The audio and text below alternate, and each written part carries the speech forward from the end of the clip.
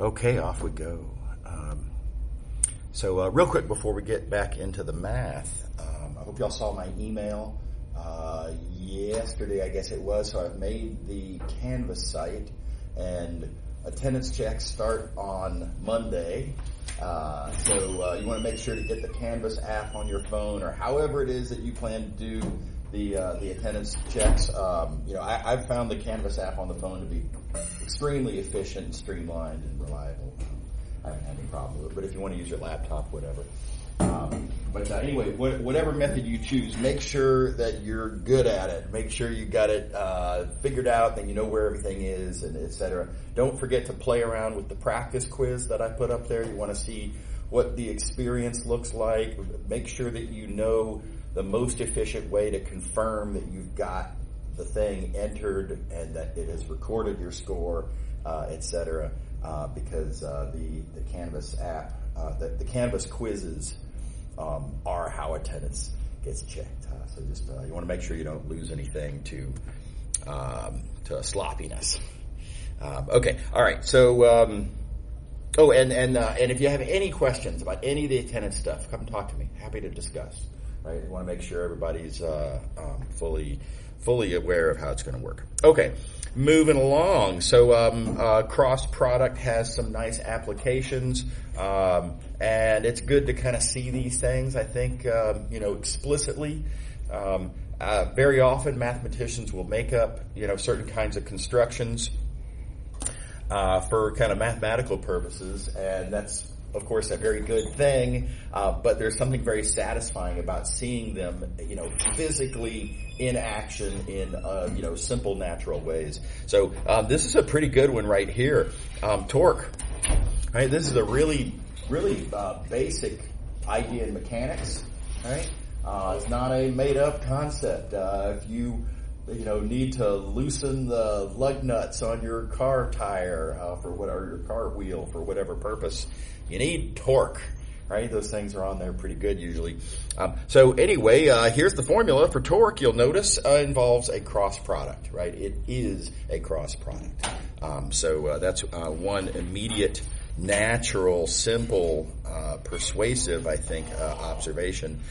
This next one, a little bit less relatable. Magnetic fields are, y'all know they exist, but a little bit mysterious, a little bit abstract in some sense. But the way magnetic fields work, and again, it's this just is what it is, right? Nobody chose to make magnetic fields work this way. They just do. They work with a cross product.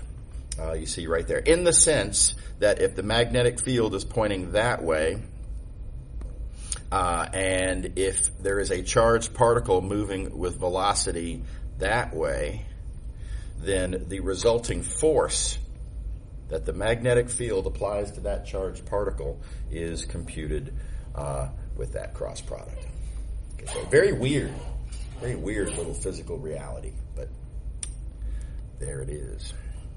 Okay, so it is physically natural. Okay, moving along.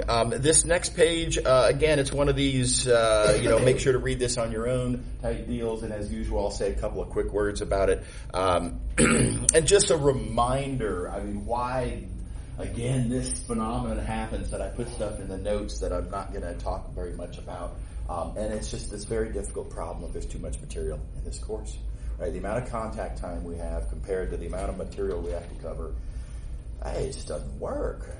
So I make decisions on what to spend my time on in my precious class time based on various considerations. One of them is how hard is the concept in question. Second, how important is the concept in question? And third is, how much can this concept benefit from an in-person conversation, right? So it's not one or the other, and it's just a sort of a mishmash combination of all three of these considerations. And some things are again, don't really quite make the cut. So this 2D wedge product, this is a useful idea. It's actually a pretty cool idea. It has some nice features to it. Notice it's in 2 dimensions only. If you want to see sort of a write-up of this, Professor Aspinwall, who taught the class last semester, wrote up a document. It is on the course website. There's a folder there called Course Materials, right? So you can look for wedge2.pdf, and it's a nice little summary of the wedge product. Here's the formula for it. Here's the symbol. They call it the wedge, right? And the wedge product of two vectors is just that simple determinant. That's all it is. It's an easy formula. Tempting to say it is a determinant. Not really, right? Determinant acts on a matrix. Wedge product doesn't. Wedge acts on a pair of vectors. And now, of course, if you have a pair of vectors, that implies a corresponding matrix, but nevertheless, they are different things. But very closely connected to determinant. And then you'll notice, and again, I want to let y'all read most of this, but in some ways it behaves like a triple product. In some other ways, it behaves kind of like a cross product.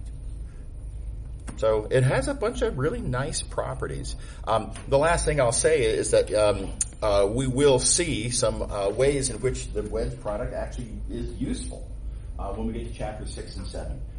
And that's hard to preview how it's going to be useful. But it does end up being nicely useful. It gives some notational convenience. It kind of, depending on how you approach things, it can even streamline some arguments.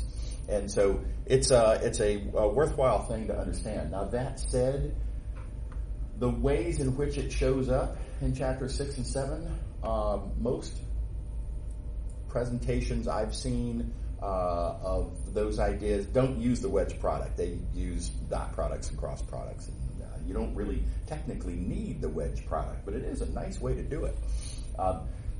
Anyway, I'm not going to focus very much on that because, again, it's not the most common presentation, and anyway, pros and cons. But heads up, be aware, and do make sure to read this page. Okay. All right, so moving on to section 1.5, equations for planes and such. So here's the big idea. If I have a plane, how do I find the equation for the plane? All right, well, I've got to know some specifics about the plane. I can't just say, hey, that plane, right? The one over there, right? We got to be precise about what plane are we talking about. And in this case, the way we're going to describe this plane is by way of a vector perpendicular to the plane, right? And by way of a point in the plane. And geometric appeal, if you tell me a point in the plane, and if you tell me a vector that is perpendicular to the plane, there is only one such plane. Right? There's just no other way to have another plane. So that characterizes the plane. Now, keeping in mind that we're looking for an equation, keeping in mind that an equation is a test, let me ask the rhetorical question, how would we come up with a test? What would be the test? Given a point, given some point here, how would I test whether that point is in the plane? And now this is a geometric appeal. I hope this makes sense geometrically, but here's what I think is a nice way to phrase the test. Look at that vector and see if it is or is not parallel to the plane. Now, the reason this works, I claim, you think about it, we know R0, right? R0 is given to be in the plane. If R0 is in the plane, and if this difference vector is parallel to the plane, then it would have to be that this is in the plane also. Right? And then also, hey, if this vector is not parallel to the plane, if you start in the plane and you move not parallel to the plane, unavoidably your resulting point will not be in the plane. So this is a nice, crisp test. Now, the thing about this test, looking at whether a certain vector is or is not parallel to a plane, that's not really algebraically convenient. I mean, how would I write down? What formulas do we have for helping us know if a vector is parallel to a plane? We don't really have that, right? But it is very convenient to observe that if you have a vector parallel to a plane, then it must be perpendicular, aka orthogonal, right? I'm not talking about zero vectors here. You can't define a direction with a zero vector, and when you know the vector is non-zero, I mean, perpendicular and orthogonal are the same thing, right? So being parallel to the plane is simultaneous with being perpendicular to the normal vector. Is that cool? Okay. Now, there is an exception to what I just said. A little bit of a sloppiness that I've committed here. And that is, what if the point that I want to test is R naught itself? If the point is R naught itself, then there is no direction that R minus R naught points, and I can't even talk about this zero vector, R naught minus R naught. Can't talk about it being parallel to anything. Okay, all right, so we've got to sort of think that little special case through, and oh gosh, now do I want R naught to count?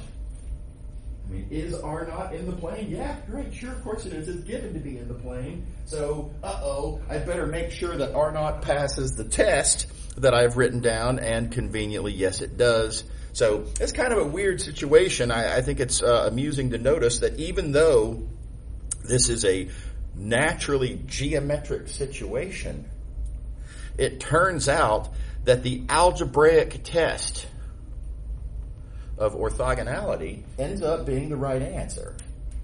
Right? So, how convenient. Okay. All right. Okay, so that said, it's kind of convenient to take this and kind of rewrite it like so. I don't know, it just kind of looks a little prettier that way. No parentheses, has a nice appeal. There's this vague sort of almost symmetry about the way it's written down. That's kind of nice. This is the more common way to write it. So heads up, you should make sure to know this equation. This is the general form. If you are given a normal vector and an R naught, then this is how you write down the equation for the plane. And of course, you can rewrite that a little bit, keeping in mind that N has coordinates A, B, C, and of course R is our position vector. That's the x comma y comma z. That dot product is easy to rewrite like so. And of course, N and R naught are both given, and so their dot product is with some value, whatever. They're both given, right? N and R naught have to be known, and so I don't need to sort of leave this expanded. I can just call it this is some value. Okay. So this gives us the equation of a plane. Now, both of these, again, are the equation of the plane. And so let's revisit a question we talked about last time, which is when you have two different ways to write something, which one's better?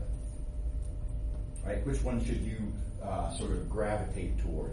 The temptation is to go for the one that has everything sort of expanded out. Right? And the problem with this is this conceals important connections to important mathematical objects, right? So, I mean, you can kind of notice maybe, if you're observant, you can sort of notice the A, B, C, that's the coordinates of the normal vector, etc. But here it just straight up comes out and says it, right? So, for whatever it's worth, this first equation, this is my favorite equation for a plane, because I can see the players. It's easier to relate to the actual mathematical argument. This makes mathematical sense. This is something that communicates thoughts to a person, right? This is something that you can code into a computer. And don't try to compete with computers on what they do, right? You always want to compete to your own advantage, and don't compete with computers on arithmetic.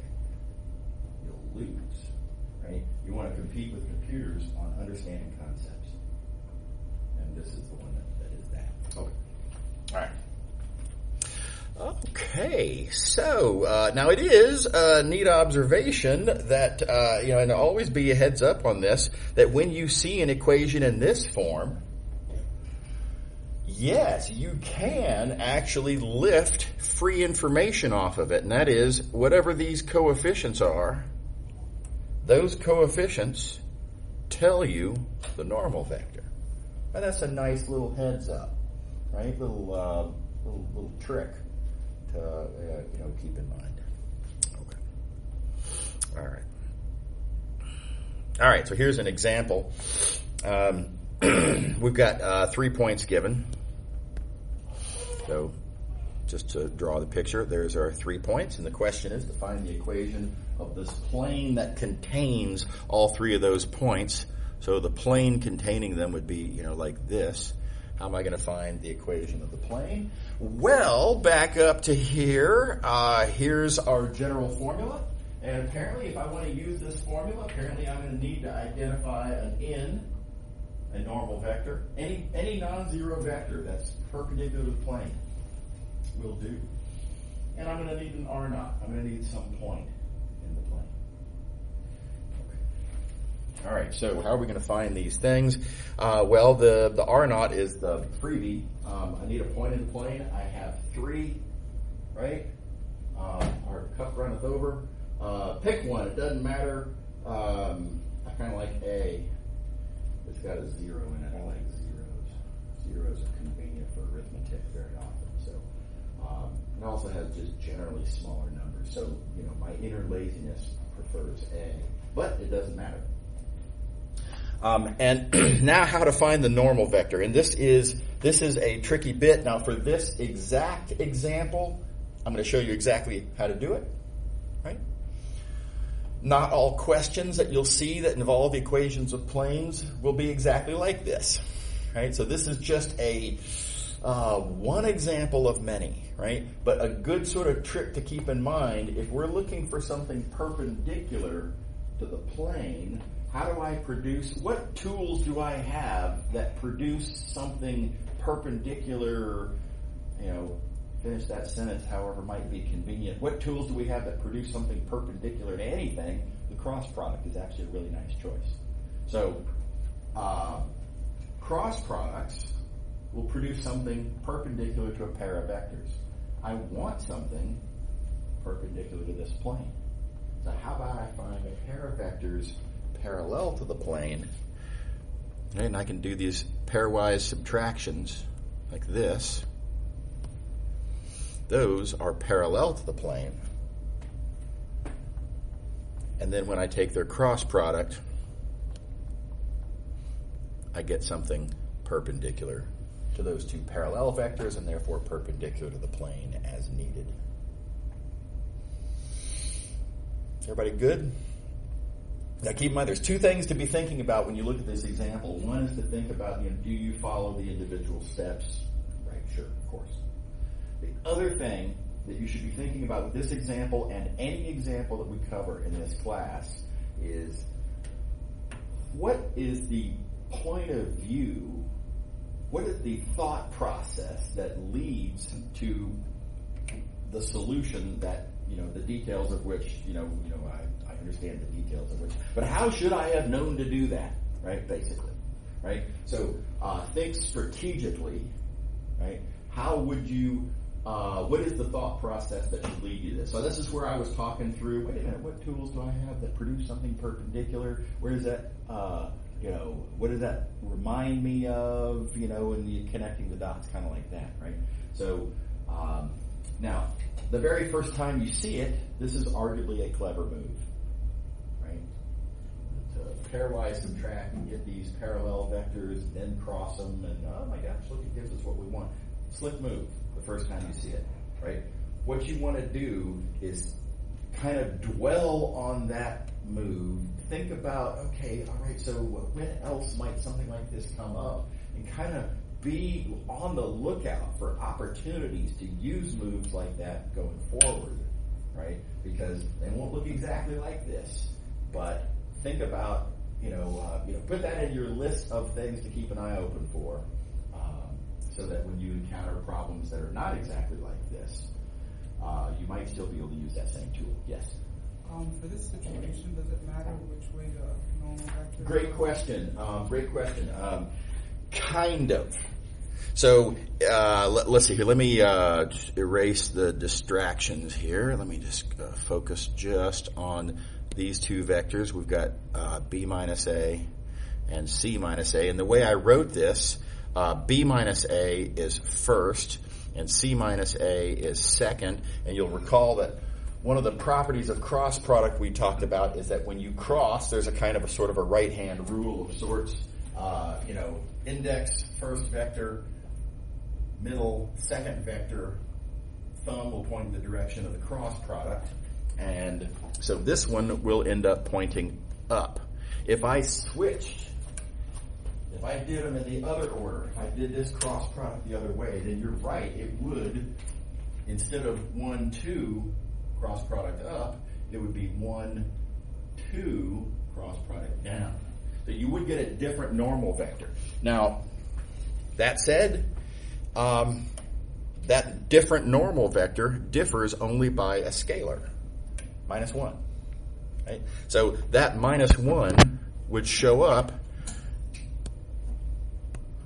on both sides of the equation.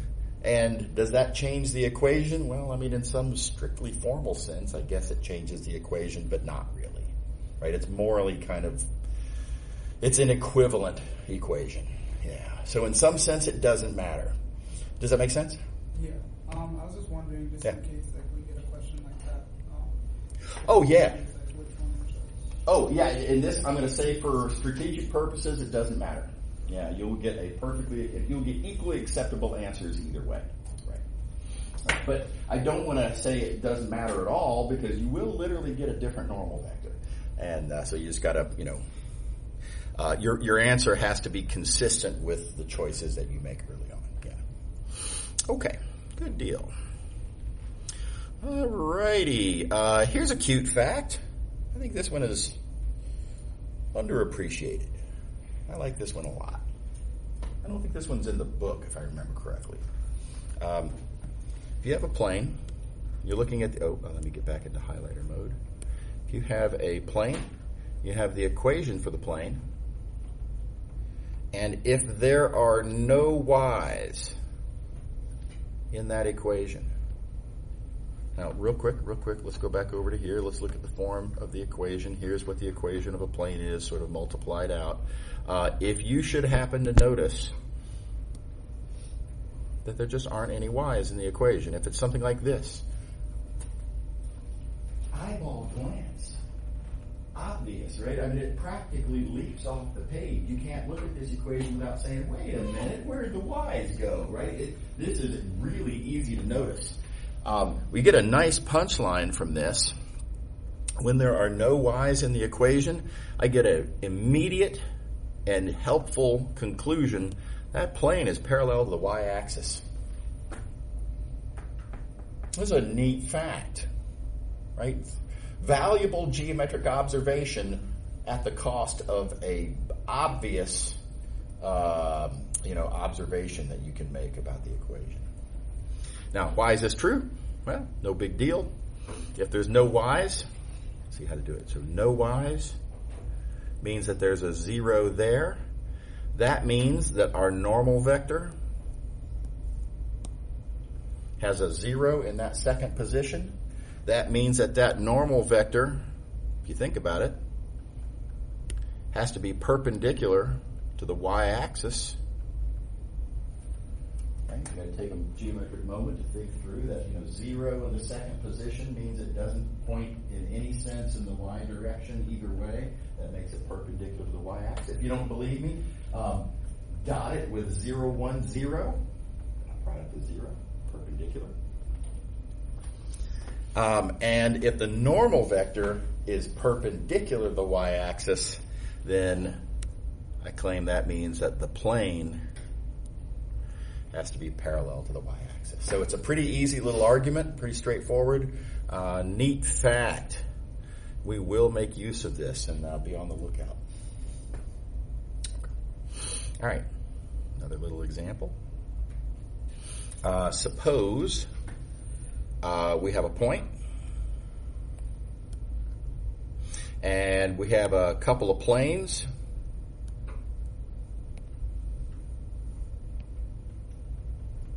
And I want to talk about the line that goes through that point, and that's parallel to both of those planes, as indicated here.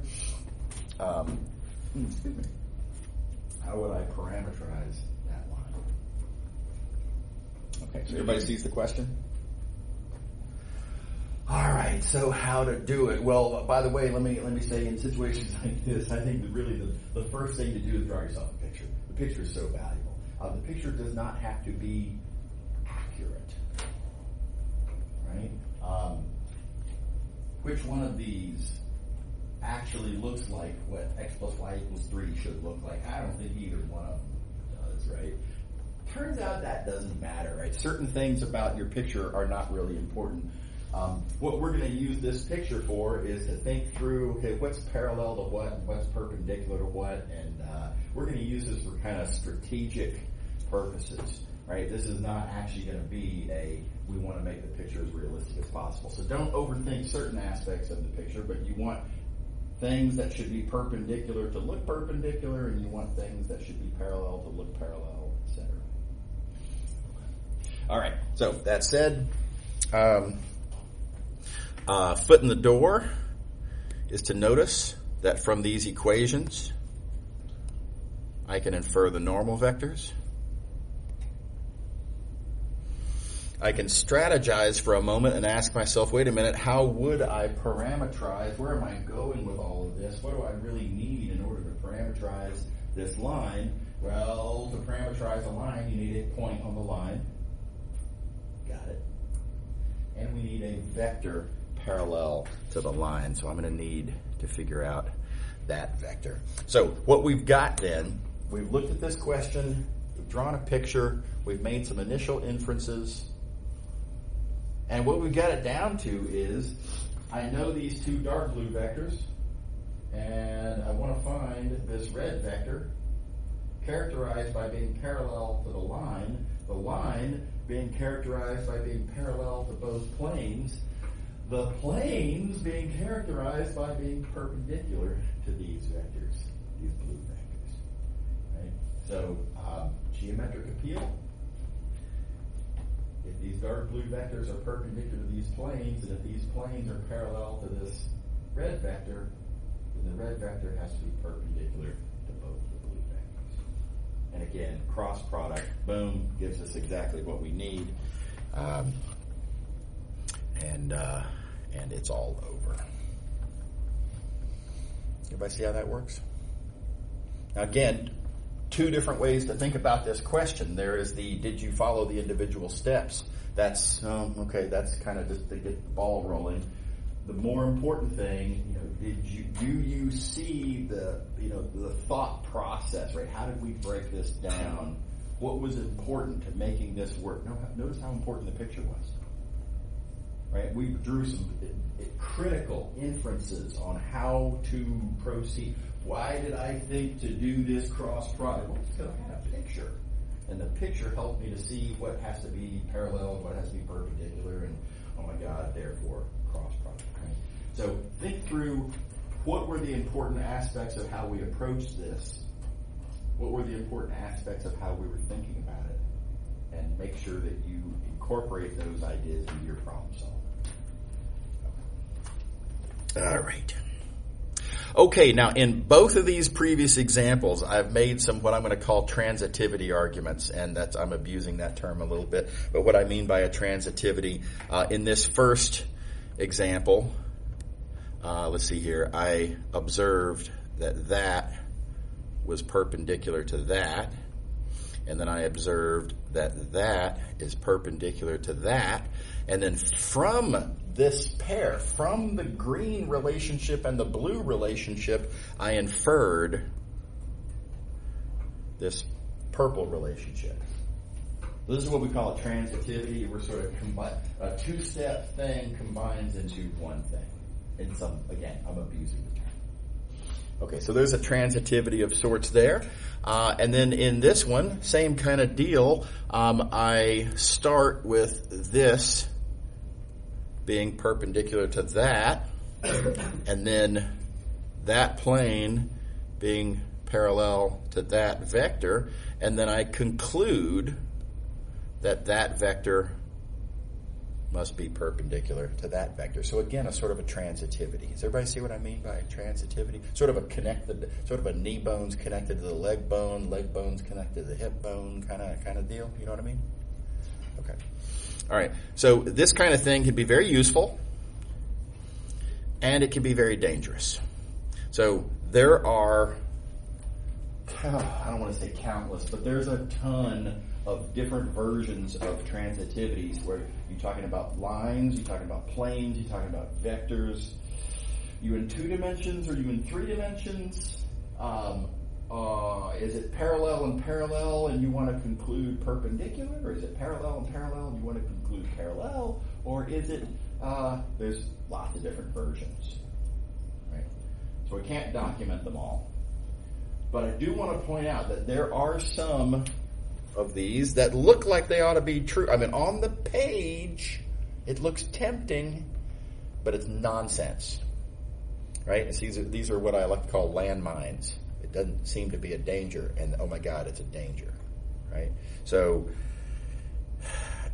here I have that's parallel to that, and that's parallel to that. It's pretty tempting to think that, well, then by transitivity, tempting to think that this should have to be parallel to that. Isn't that how parallel works?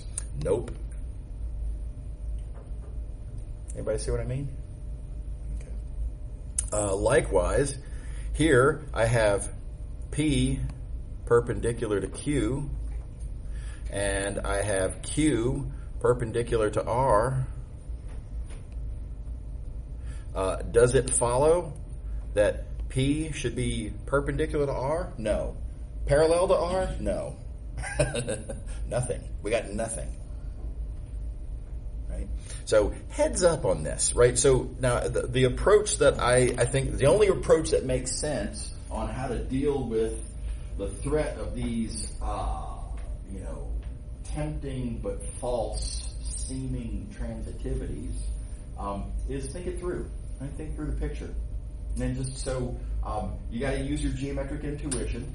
And in this course on homeworks or exams, you don't have to prove a transitivity claim. Like if you're going to make a claim like I've done in these previous examples here, right? You don't have to prove, you don't have to, cite a specific theorem from a book, right? On what you're claiming. But like I did here, you just make the claim. It needs to be clear what facts you're citing, right? But any transitivities you use, of course, have to actually be valid, right? So heads up, think it through, don't step on the landmines. Yes? Can you slow down? Oh, yeah. Mm-hmm. For a plane to be perpendicular to another plane, does it mean that every vector inside that plane is... That's a great question, and no, it doesn't. I mean, where you're coming from there is like, okay, well, but that would have to be perpendicular to that. P is perpendicular to Q because those are perpendicular. But here's the thing. Here's a vector parallel to P, and here's a different vector parallel to Q, and those are not perpendicular, right? So it's actually a little bit of a hard thing of how do we define perpendicularity. The easiest way to define what it means for two planes to be perpendicular is that their normal vectors are perpendicular. Yeah. And I that's another one of these things where if you just kind of grapple with, think it through and grapple with it, I think you'll persuade yourself that actually works really nice. Is that satisfying? Yes. Cool. It's a good thing to be worried about. Absolutely. Okay, so yeah, heads up on the landmines. Okay, y'all are going to recognize this from a homework exercise that y'all have already done. By the way, I hope everybody got the homework submitted last night. I haven't checked. Anyway, I hope that's all good. So how to parameterize a plane. Now, we've talked about parameterizing curves, among them graphs and lines and bicycle reflectors, right? But all curves. We haven't discussed up to now how to parameterize a surface. It's a little different. It's basically the same idea, though. So parameterizing, in general, always means a point generator. We're going to want to be able to generate points on the object in question. But when you're parameterizing a surface, you're going to need two parameters, right? And this is like the S and the T that I've used here. Those of you who came to office hours and asked about, that whatever question that is, the parallelogram you have to describe it. We ended up using a construction, kind of like this. And hopefully those of you who didn't come to office hours did something probably pretty similar. But you need two parameters because you need to be able to control how far to move in one direction, but also how far to move in the other direction, right? And so 2 dimensions, a plane is intrinsically a 2-dimensional thing, requires 2 parameters. But it remains, given certain parameters, we generate a resulting point. Right, that's the point that gets generated, by that formula. And so this is called a parameterization. Now, in general, how to parameterize surfaces, we'll talk about that later. We're not going to have any need for parametric surfaces until, I think it's, I think it's not going to be until chapter 7 that we're actually going to need parametric surfaces. But this is just kind of a starter example. While we're on the topic of planes, I think it's nice to talk about how to parameterize planes. Yeah? For the 2 parameters, is it that vectors v and w have to be orthogonal to each other? No, that's a great question. No, they don't. This vector v and this vector w, there is something kind of convenient if they are perpendicular to each other, and there is something kind of convenient in a certain way if they're unit vectors. But those conveniences aren't relevant to parameterizing. So all we really need, their job here is just to define, to give me the ability to move in 2 different directions, right? And so as long as they're not parallel, that's good enough. Yeah. Is that satisfying? Yeah. Anybody else? So they can be any 2 vectors which are not parallel but lie in the plane. Any 2 non-zero vectors that are not parallel. That's right. Another way to say it, any 2 vectors that span the plane. Any 2 vectors, because the A might not be the 0. This might not go through the origin, so maybe that's not quite right. Any 2 linearly independent parallel to the plane. Yeah. Cool. All right. Okay. So an easy example. Now y'all are going to notice this is the exact same 3 points that we used to define this. Therefore, exact same plane that we discussed previously. We've already talked about how to find the equation of that plane. Here now we're going to produce a parameterization of the plane instead of the equation. And the good news is it's even easier than that previous question. In that previous question, we talked about this pairwise subtraction to produce these 2 vectors parallel to the plane. And we did that because we were strategically thinking about crossing them to find the normal vector that we would need to make the equation. And here, we don't. Right? Here, all we need to do a parameterization is any point in the plane, and then these 2 vectors parallel to the plane that we now already have. All right? So, those vectors parallel to the plane are like so. S and T are our parameters,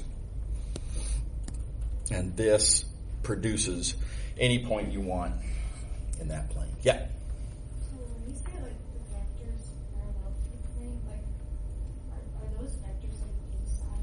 See, I hear what you're saying, right? But you got to keep this a subtle point. But vectors don't have locations, right? So if I were to say north, you know what I'm talking about. But physically, where is that direction? And it doesn't. The question doesn't even make sense. There is no such thing as where a direction is. Is that cool? So now I draw arrows representing these vectors. I draw them. The arrow itself, made out of ink, right, has a location, right? But that's just a visual aid, right? That's just a clunky representation where the direction and the magnitude, so the vector itself doesn't have a location, but I have to draw an arrow somewhere. I draw it in the plane just because the points A and C that I'm using to define it are in the plane. But that just happens to be a convenient arrow to choose to represent it. But the vector itself doesn't have a location. Is that satisfying? Okay. Yeah, it's an easy point to kind of lose track of because it's subtle and counterintuitive. And again, we draw, actual arrows with actual ink, which therefore do have location. So it is easy to sort of lose track of that. Yeah. All right, cool. All right. Good deal. Moving along. Okay, so a bunch of what I'm going to call distance problems. There's various versions of, how far is this from that. This first one is how far is it from that point to that line. And then there's questions like how far is it from this plane to this plane. And then there's questions like, how far is it from that line to that line? A bunch of questions kind of like this. First, a quick clarification. When we talk about such distances, we're always talking about the shortest possible such distance. So, if you want to know the shortest possible distance between two planes, parallel planes that is, well, yeah, perpendicular is going to be the shortest possible such distance. So that's, just keep that in mind that, when they say the distance between, they always mean the shortest possible such distance. So how to answer these questions is just a little bag of tricks, right? So now again, tough choices and all this, but I don't think it makes the cut to spend class time on this. So y'all can think through these questions. What you see in the notes here are sort of breadcrumbs to get you there. Right? So if you want to know the distance from there to there, notice I subtract to find this W vector, and then I do a projection to find this vector, and then I subtract those two to get that vector, and then its magnitude is the distance. Right? So hopefully what I've got written here will be a sufficient trail of breadcrumbs to get you there. I'll also note, let's see here, I forget exactly how many semesters ago it was, but I didn't used to do this move where I leave stuff for y'all to read on your own. What I used to, my approach to this class used to be try to say everything and fail. Right? And then have to leave big ideas in chapter 6 and 7 unsaid. And I just can't do that anymore. It's just not a good choice. So anyway, the punchline for y'all is, if y'all go to my YouTube channel and just click back a couple of semesters, I think the recent fall might be far enough back. I really don't remember. But certainly not very far back, you can find my semesters or playlists on my YouTube channel where I talk through all this. Right? So if you want to see a detailed discussion of like that and this and this and this, yeah, sure, go ahead. All right. Okay, section 1.6. This is a lot of review. Y'all should have seen all of, much of 1.6 anyway. Not all, much of 1.6 in your linear algebra classes.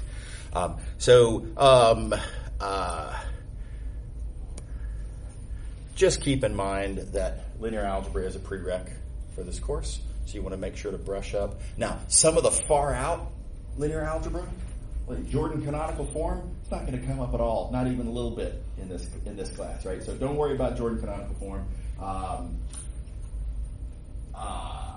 It's the, I don't want to say basic, but the some of the more introductory ideas are the ones that are really going to come up. So you've already seen we use determinant quite a bit. We're going to use linear transformations significantly, right? We're going to use matrices significantly. So that's the stuff you want to make sure that you're really solid on. And the far out stuff, not going to be an issue. Oh, and by the way, here and there, we're going to use non-singularity, right? The occasional mention of a pivot will come up, right? Anyway. Okay. All right, so triangle inequality, give it a look. Hopefully you've seen it before. It's pretty believable. We're not going to spend time on that. This one I do like to spend time on, even though I suspect you've probably seen this previously. I think this is important enough that it deserves to be discussed. And this is how to do matrix vector multiplication. Now, there's different ways to do this, and what y'all have probably seen most of is that the product, this product is a vector whose elements are dot products like so, right? So this dot that gives you that. Right? So you can use dot products to compute the product vector one element at a time. And that's what they showed me when I was in high school, or whenever I first saw this construction. It is computationally very direct. That is appealing in certain senses. And let me remind you, while computation is something that, yes, you do need to know how to do, it is not the only thing we need, right? Being able to compute it is not, we got computers for that, right? So what we're interested in is how to relate this construction called the matrix vector product. How do we relate that to other objects of relevance, right? So that's the approach I want to take here. And here's my favorite take. My favorite example of that, and that is a matrix vector product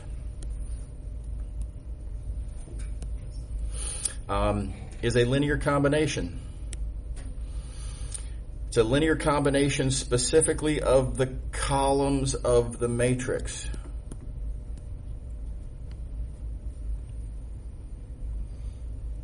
And specifically, it's that linear combination that uses the coordinates of the vector as the coefficients in that linear combination. So I think this is underappreciated. Now, why is this underappreciated? Well, because if it comes down to actually computing the arithmetic, this one requires you to write more stuff down, and arguably it kind of feels, anyway, less efficient. Which, if we were coding this into a computer, very persuasive point.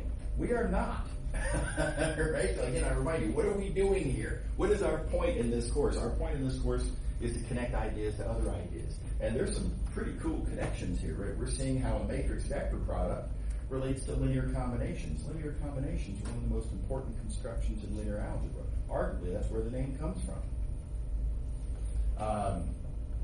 The column vectors show up. How cool. Right? Column vectors are very often a natural thing. Etc. So this, I think, is an underappreciated point of view on matrix vector multiplication. Make sure that you are solid with this. We are going to use this. And it's just very fundamental. This is one of, if I made a top 5 list of most important facts from linear algebra for y'all to make sure that you know, this is on the list. For sure. Okay. All right. Linearity. Another kind of a big deal. Right? And again, that's why they call it linear algebra, is because this property of linearity, arguably. And where did this name linearity come from? Well, arguably it is because it relies so much on the construction of linear combinations, like we said before. Okay, so what does linearity mean? It's this formula right here. And again, depending on how your linear algebra course was presented, this may or may not have been touted as much as I think it should be. Certainly for what we're going to be doing, this is why we care about linear transformations. We care about linear transformations ultimately because of this property. The way I like to phrase this is that if you put a linear combination in, you get a linear combination out. Right here we were taking a linear combination of input vectors. Here we're taking a linear combination of output vectors. You might say on the left we do the linear combination, then the transformation. On the right we do the transformation and then the linear combination. So anyway, very important properties, and make sure you're good with that. Different ways to write it. Again, this is all for y'all this is all review, right? So make sure that you are comfortable with all of that. And then I am going to point out some specific examples, partly for lingo purposes.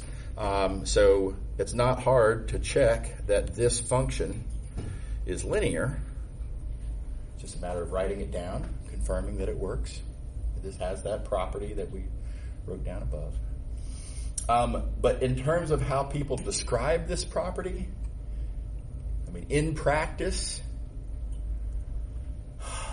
the explicit way to say this would be, if you make a function from a vector A by defining p of x to be the dot product of that vector x with some fixed vector A, that function is linear. And that is very explicit and precise, and nobody says that because it's a mouthful, right? Here's how people talk.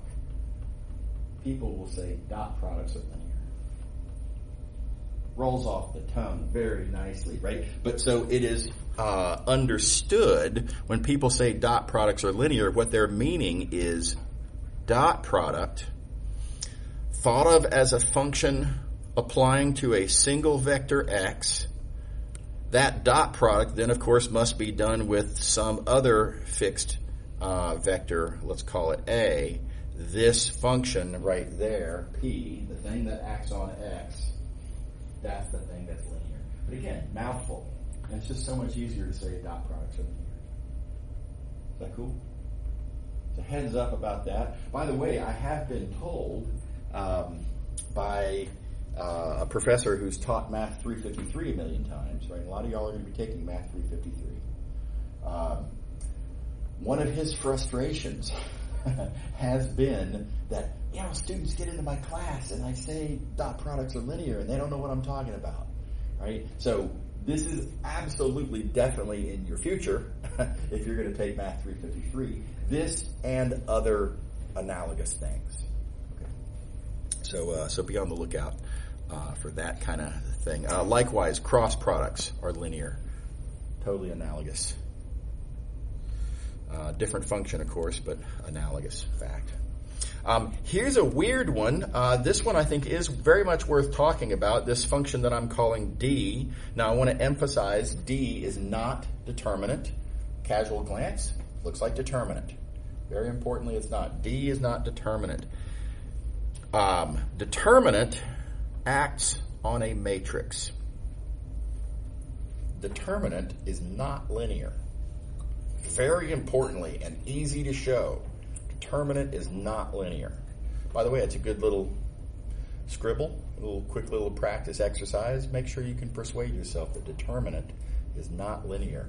Keep in mind, because determinant acts on matrices, when I say not linear, what I mean is if you take the determinant of a sum of two matrices, you will not get the sum of the individual determinants of the individual matrices.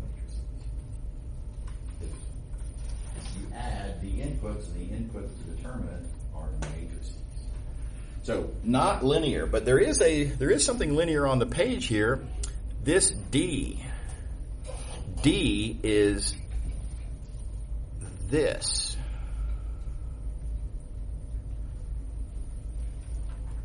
D acts on a single vector x. right? If all of what I have circled in blue is given,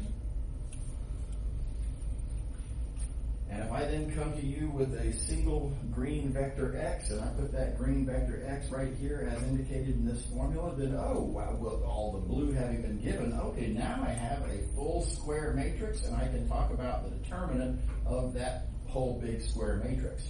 But thought of as a function here, all that's in blue is given. That's part of what the function is. That single vector x, that last row, is the only thing that's the input to this function. This function, d, not determinant, but d is linear. So now, again, how do people talk? What do people say in practice? Do they say this gigantic mouthful that I just plotted through? No, it's way too inefficient. What people will say is determinant is linear in the last row. In the last row is code for, think of everything else as given and define the function, blah, blah, blah, with one single vector going into that last row. So determinant is also linear in the first row. Determinant is also linear in whichever row you feel like talking about. Determinant is also linear in all of its columns, right, in analogous senses. Right? So there is a lot of linearity to talk about with determinant, just not determinant itself. So sometimes, by the way, this is called multilinearity. Okay. But anyway, heads up for the terminology, determinant being linear in a given row or a given column. Yeah? Do we need to persuade ourselves that that's true? Nah, this one's a little. I mean, the formula for determinant's a mess. It's clunky and awkward to write down. And there is an exercise in the homework where you will, in effect, kind of. I mean, you're not going to prove it, but it's going to have you. The exercise has you go through and compute some examples. The punchline of which is, yeah, it's effectively this.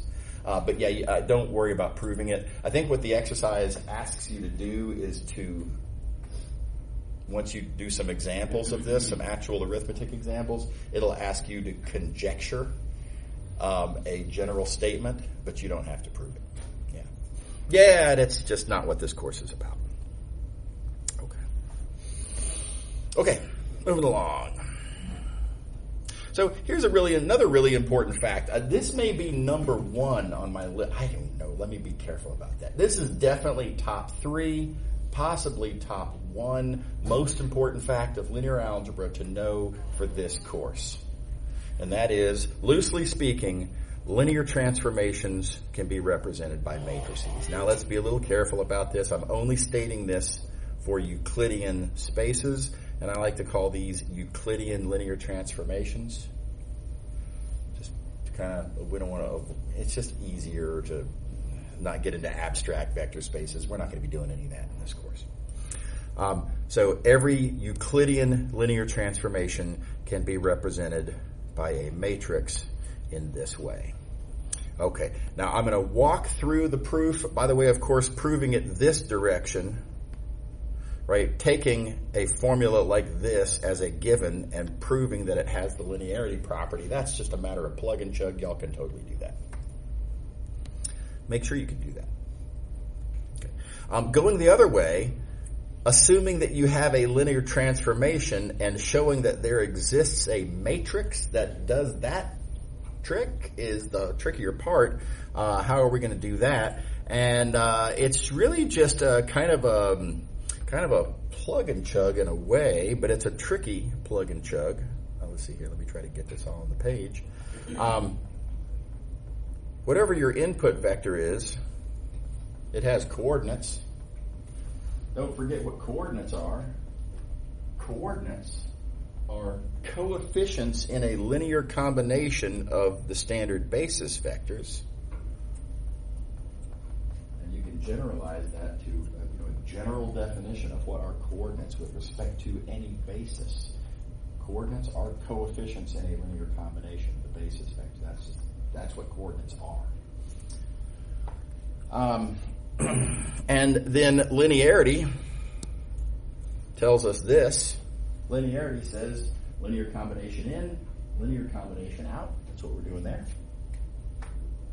And so I'm going to come at this from a slightly different way than what I wrote down here. What we've shown here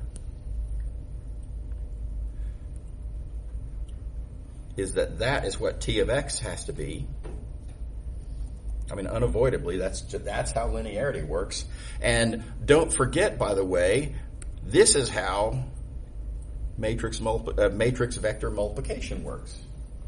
Right? So this is an immediate consequence of linearity. This is, depending on how you look at it, arguably the definition of matrix vector multiplication. And the claim that I've made is that I want to be able to make that equal to that. How am I going to arrange for that to equal to that? And there's a pretty straightforward and obvious way to do it. Just make that equal to that and make that equal to that. In general, just do like this. Let the columns be that formula. When you do that, boom, it just falls through and everything works and we win. Right? So the thing that makes it work, the little magic trick that makes it work, is you want your column vectors to be the images of the standard basis vectors. And cannot emphasize enough how important and convenient and handy this little concept is. Columns are the images of the standard basis vectors. That's how you do it. That's how you produce the magic matrix. If you want a matrix to represent a linear transformation, the columns are the images of the standard basis vectors. Make sure to double memorize that. You want to be mumbling that in your sleep, right? Columns are the images of the standard basis vectors. Okay. All right. Really important fact. Then if some linear transformation is communicated to you in some different way, for example, let's suppose we want to talk about, how do I make a linear transformation that reflects over that line. Let's play this through. There's a linear transformation that will take whatever point in the plane I have and will just reflect over that line y equals x. How am I going to find the matrix that represents this linear transformation? Well, I'm going to make this matrix by identifying the columns one at a time, and the columns are going to be the images of the standard basis vectors. I'm literally going to look at, for example, here's, let's see here, here's the first standard basis vector. Right, that's my E1. Apparently I need to reflect it. I need to look at the image of E1. So let's play the game. What do I get when I apply my linear transformation, when I reflect over this line? If I do that to E1, this first standard basis vector, well, I get that. That is my image of my standard basis vector. That, therefore, is my first column. And so for this linear transformation, if I were to try to write the matrix that represents this linear transformation, my first column is apparently E2.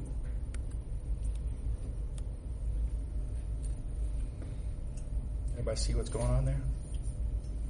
I'm following the rule. It says so right here. If you want to, what is my matrix? Well, my columns are the images. Do whatever the linear transformation says. The images of my standard basis vector. So first standard basis vector, reflect, see what you get. That's your first column. And I think you can probably persuade yourself that if I did this to the second standard basis vector, that already points up, and then I reflect, it would point to the side, and I get 1, 0. So that's the matrix that represents that reflection. Everybody see how I did that? Okay. Really important. This is what I referred to on the content syllabus as understanding linear transformations, their associated matrices, and applying them to geometric examples such as this reflection that we've got here. Right? So I want to encourage y'all just to make sure that you can do it, make sure that your glass smooth on this. Think through how would you produce the matrix for different reflections. What about a rotation?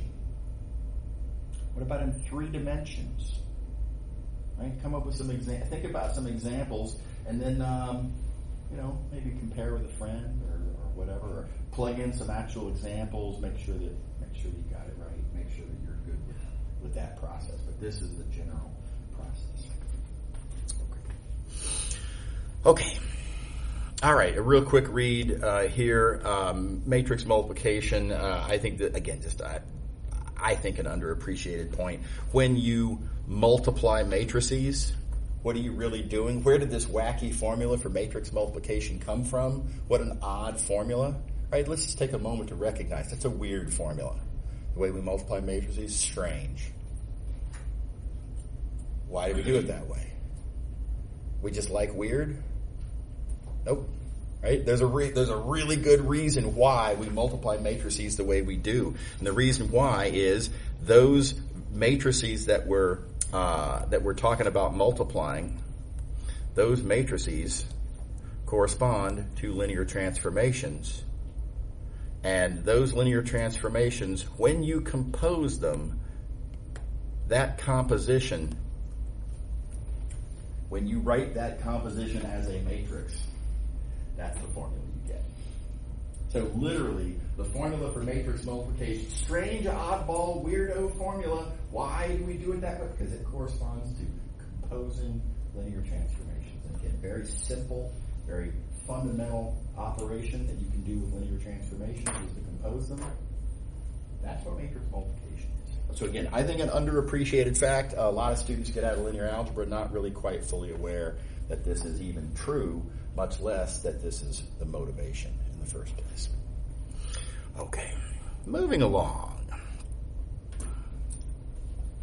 Rectangular coordinates. This is kind of old news. If you have a point, then rectangular coordinates are these numbers here and here. Y'all have been doing that for a million years. Y'all are so accustomed to rectangular coordinates, it just doesn't even feel like it just feels like those are the coordinates. That's just what you do. And rectangular coordinates are really nice. I like rectangular coordinates. They're fabulous in a lot of ways. First of all, they're unique. If you give me a point in the plane, there is exactly one and only one way to describe that point with rectangular coordinates. There is exactly one x and y. No options or choices or conventions or anything like that. It just is what it is. Secondly, it's very algebraically convenient. Oh my gosh. Stuff like this, stuff like, we used this fact a minute ago that coordinates are coefficients in a linear combination. Right? This works in rectangular coordinates. Corresponding super convenient formulas like this, if you want to take a linear combination of vectors, and if you know those vectors rectangular coordinates, you can do the same linear combination with their rectangular coordinates to perform that operation. So super handy, right? And keep in mind these properties. Just because they work in rectangular coordinates doesn't mean that they work in other coordinate systems. And in fact, both of these fail in other coordinate systems. So this is kind of what we have to sort of we have to quit taking for granted these facts to make sense out of new coordinate systems. So we're going to start off with polar coordinates. And we said a couple of quick words about polar coordinates a bit ago. Let's see, I didn't want to do that. We talked about about polar coordinates when we were talking about parameterizing curves, and it was just a quick little introductory sort of in passing thing. We're going to spend the next 5 minutes remaining time of class talking about polar coordinates, and then again some more on Monday. Here's the big idea again: the what we call theta. The theta coordinate defines an angle measured counterclockwise from the positive part of the x-axis. That defines, therefore, a direction.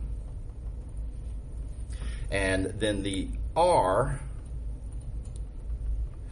says, kind of how far should you go in that direction? And you'll notice the quotes that I put here.